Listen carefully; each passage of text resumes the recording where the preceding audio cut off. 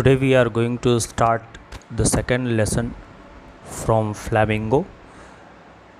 This is prose section. The name of the chapter is Lost Spring. It is written by Anish Jung. And before we start with this chapter, let's have a look at the career and personal life of Anish Jung, who is the writer of this lesson. Anish Jung was born in Rourkela and spent her childhood and adolescence in Hyderabad. She received her education in Hyderabad and in the United States of America. Her parents were both writers. Anish Jung began her career as a writer in India. She has been an editor and columnist for major newspapers in India and abroad, and has authored several books. The following is an excerpt from her book entitled Lost Spring: Stories of a Stolen Childhood. Here she analyzes the grinding poverty and traditions which condemn these children to a life of exploitation. Her father, Nawab Hoshiar Jung, was a renowned scholar and poet, and served as the Musahib, or you may call the advisor, to the last Nizam of Hyderabad state. Her mother was also an Urdu poetess. The story begins with the rag picker boy. Sometimes I find a rupee in the garbage. Why do you do this? I asked Sahib, whom I encounter every morning scrounging for gold in the garbage dumps of my neighborhood. Sahib left his home long ago, set amidst the green fields of Dhaka. His home is not even a distant memory. There were many storms that swept away their fields and homes. His mother tells him that's why they left, looking for gold in the big city where he now lives. I have nothing else to do, he mutters, looking away. Go to school, I say glibly, realizing immediately how hollow the advice must sound. कहानी की शुरुआत होती है कचरा छानने वाले लड़के से। कभी कभी मुझे कचरे में 1 रुपया मिल जाता। तुम ये क्यों करते हो? मैंने साहिब से पूछा, जिससे मेरा हर सुबह कचरे के ढेर में से सोना तलाशते हुए आमना सामना होता है। साहब ने काफ़ी पहले अपना घर छोड़ दिया था। ढाका के हरे भरे मैदानों में स्थित उसका घर अब दूर दूर तक उसकी यादों में नहीं था। उसकी माँ उसे बताती है कि वहाँ बहुत तूफ़ान आते थे जो उनके खेतों और घरों को बहा ले जाते थे। इसी वजह से उन्होंने वह स्थान छोड़ा और अब इस बड़े शहर में जहाँ वह रहते हैं सोना खोज रहे हैं। निगाहें चुराते हुए वो बड़बड़ाता है, मेरे पास करने को कुछ और नहीं है। स्कूल जाओ, मैं वाचालतापूर्वक बोलती हूँ, तुरंत ही महसूस करते हुए कि ये परामर्श कितना खोखला लगा होगा। Promise to provide a school. There is no school in my neighborhood. When they build one, I will go. If I start a school, will you come? I ask half jokingly. Yes, he says, smiling broadly. A few days later, I see him running up to me. Is your school ready? It takes longer to build a school, I say, embarrassed at having made a promise that was not meant. But promises like mine abound in every corner of his bleak world. School देने का वादा।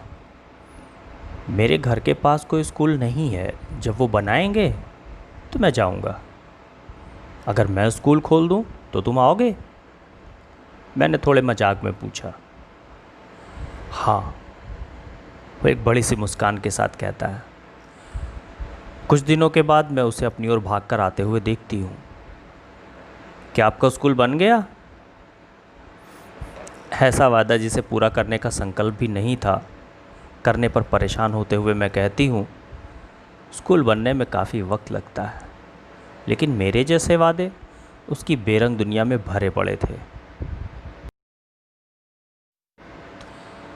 साहिब आलम। After months of knowing him, I ask him his name. Sahib Alam, he announces. He does not know what it means. If he knew its meaning, Lord of the Universe, he would have a hard time believing it. Unaware of what his name represents, he roams the streets with his friends, an army of barefoot boys who appear like the morning birds and disappear at noon. Over the months, I have come to recognize each of them. Sahib आलम।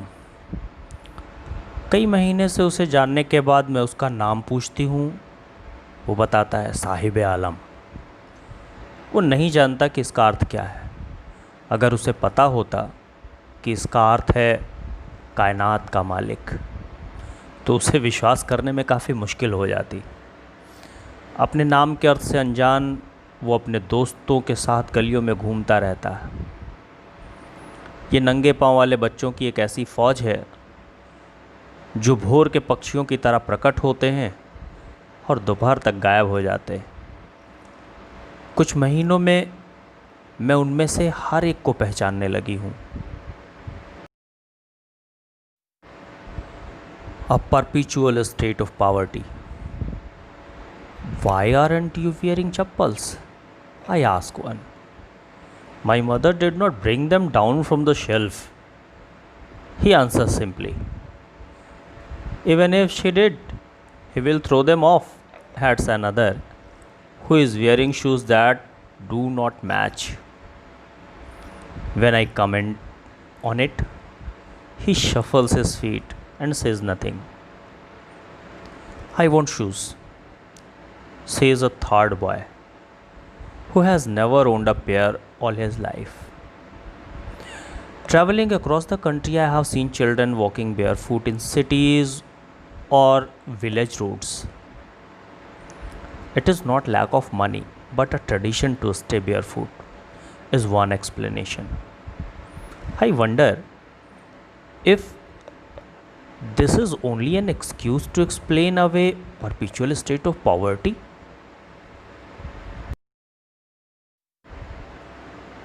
गरीबी की शाश्वत दशा। तुम चप्पलें क्यों नहीं पहने हो? मैं एक से पूछती हूँ।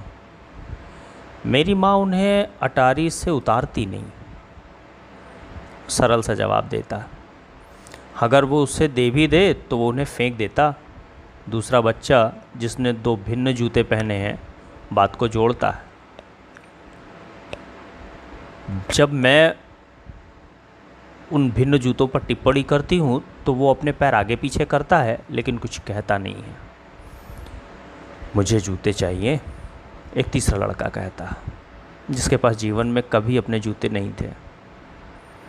पूरे देश में घूमते हुए मैंने शहरों में, गांव की सड़कों पर नंगे पैर बच्चों को घूमते देखा है।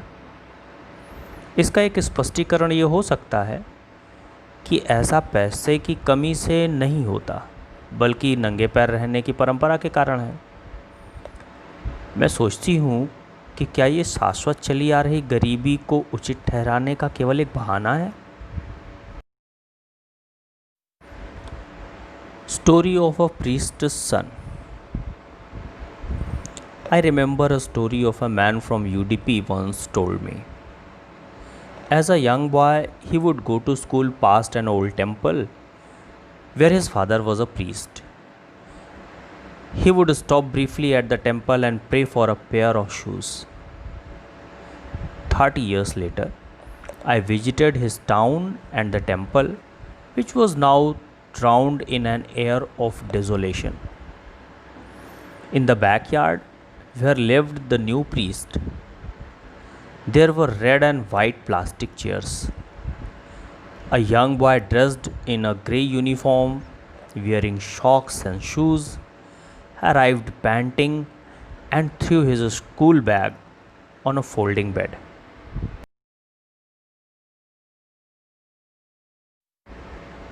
पुजारी के बेटे की कहानी। मुझे कभी उडुपी के एक आदमी के द्वारा मुझे सुनाई गई एक कहानी याद आती। जब वो छोटा था तो वो मंदिर के पास गुजरते हुए स्कूल जाता था, जहाँ उसके पिता एक पुजारी थे। वो मंदिर पर थोड़ा ठहरता और एक जोड़ी जूते के लिए प्रार्थना करता। 30 साल बाद मैं उसके शहर और मंदिर गया, जो वीरान हो चुका था। पीछे के आंगन में जहाँ नया पुजारी रहता था, लाल और सफ़ेद रंग की प्लास्टिक की कुर्सियाँ थीं। स्लेटी रंग की वर्दी, मोजे और जूते पहने हुए एक छोटा लड़का हाँफते हुए वहाँ आया और एक फोल्डिंग बेड पर अपना बस्ता फेंका। The prayers. Looking at the boy, I remembered the prayer another boy had made to the goddess when he had finally got a pair of shoes. Let me never lose them. The goddess had granted his prayer. Young boys like the son of the priest now wore shoes, but many others, like the rag pickers in my neighborhood, remain shoeless. प्रार्थना। उस लड़के की ओर देखते हुए मुझे उस लड़के की प्रार्थना याद आ गई जो उसने देवी जी से की थी जब उसे अंततः एक जोड़ी जूते मिल गए थे। मुझसे ये जूते कभी न खोएं। देवी जी ने उसकी प्रार्थना मान ली। नवयुवक अब पुजारी के बेटे की तरह जूते पहनते थे, लेकिन उन कचरा बीनने वाले मेरे पड़ोस के बच्चों की तरह दूसरे बहुत सारे बच्चे बिना जूतों के रह जाते।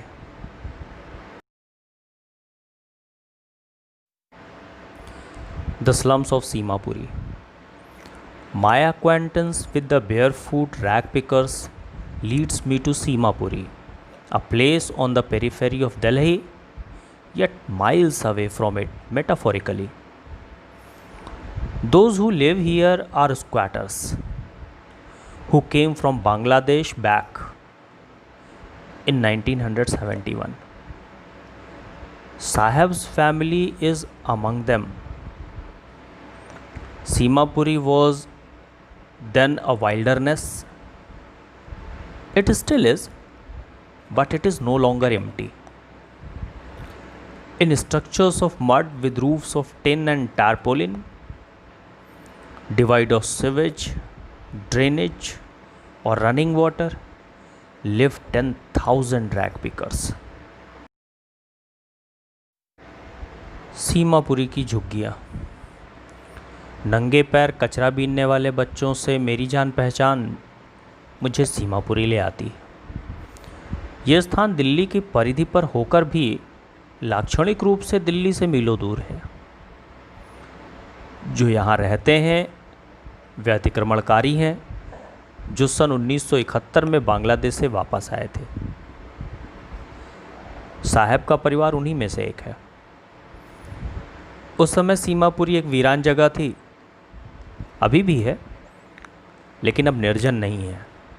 मिट्टी के बने टिन और तिरपाल की छत वाली संरचनाओं में बिना किसी नाली, निकासी और साफ पानी की सुविधाओं के 10,000 कचरा बीनने वाले रहते हैं।